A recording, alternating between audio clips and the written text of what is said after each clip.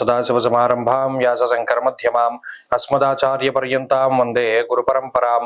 జ్యోతిష్ శాస్త్రాన్ని భావితరాల వారికి ప్రసాదించిన ఋషుల యొక్క పాదపద్మాలకి నమస్కారం చేసుకుంటూ, అలాగే నాకు ఈ జ్యోతిష విద్యను నేర్పిన గురువర్యులు జ్యోతిష బ్రహ్మ కీర్తిశేషులు శ్రీ ఈరంకి సూర్యనారాయణమూర్తి గారు, సూర్య శ్రీ దైవజ్ఞ గారి యొక్క పాదపద్మాలకి నమస్కారం చేసుకుంటూ, ఓం శ్రీ మహాగణాధిపతి నమః, శ్రీ గురుభ్యో నమః, హరి ఓం.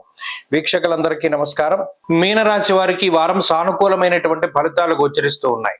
ప్రత్యేకించి ఈ రాశి వారికి రవి బలం ఉన్నది, శుక్ర బలం ఉన్నది, అలాగే ఈ రాశి వారికి చంద్రబలం ఉన్నది, బుధ బలం కూడా ఉన్నది. అంటే గత వారంతో పోల్చుకుంటే అనుకూలించేటువంటి గ్రహాల యొక్క సంఖ్య పెరిగింది.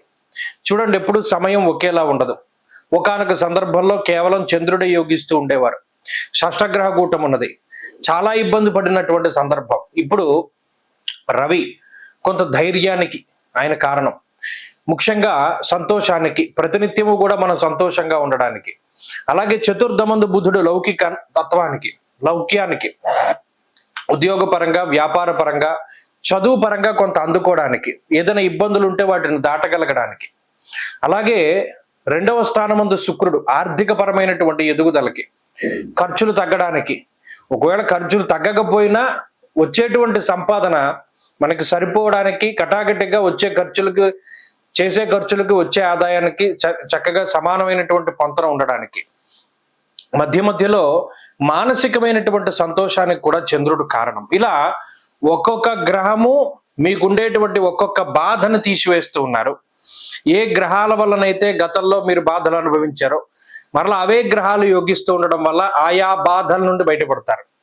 అప్పుల బాధల నుండి బయటపడతారు, రోగ బాధల నుండి బయటపడతారు, శత్రు బాధల నుండి బయటపడతారు, మానసికమైనటువంటి సంఘర్షణ నుండి బయటపడతారు. కొన్ని స్వయంకృతాలు ఉన్నాయి, బద్ధకం ఉంటుంది, అలాగే ఈజీగా డబ్బు సంపాదించాలి, బెట్టింగ్, జోదము, స్పెక్యులేషన్, ఇటువంటివి అవి స్వయంకృతాలు. వాటిని మనమే తగ్గించుకోవాలి తప్పితే గ్రహస్థితి ఏమి చేయలేదు. అవి కర్మ సంబంధమైన విషయాలు. కాబట్టి స్వయంకృత అపరాధాలు తగ్గించుకొని క్రమశిక్షణతోటి ముందుకు వెళ్ళగలిగితే మీనరాశి వారికి పరిస్థితి మరింత మెరుగుపడుతుంది. కాబట్టి అటు వృత్తి ఉద్యోగాల్లోనూ, ఆరోగ్యపరంగానూ, కుటుంబ పరంగానూ, ఐశ్వర్యపరంగానూ అన్నిట్లోనూ కూడా కొంత ఎదుగుదల కనబడుతూ ఉన్నది. మరింత అనుకూలమైనటువంటి ఫలితాలు మీనరాశి వారికి సంప్రాప్తం అవ్వడానికై ప్రతిరోజు చక్కగా రుద్ర కవచం కానీ, దక్షిణామూర్తి కవచం కానీ, లేదు ఉమామహేశ్వర స్తోత్రాన్ని కానీ పఠిస్తూ ఉండడం చెప్పదగినటువంటి సూచన. వారంలో కలిసి వచ్చేటువంటి రోజు శుక్రవారంగా చెప్పవచ్చును. అదృష్ట సంఖ్య 5, అదృష్ట వర్ణము తెలుపు. స్వస్తి.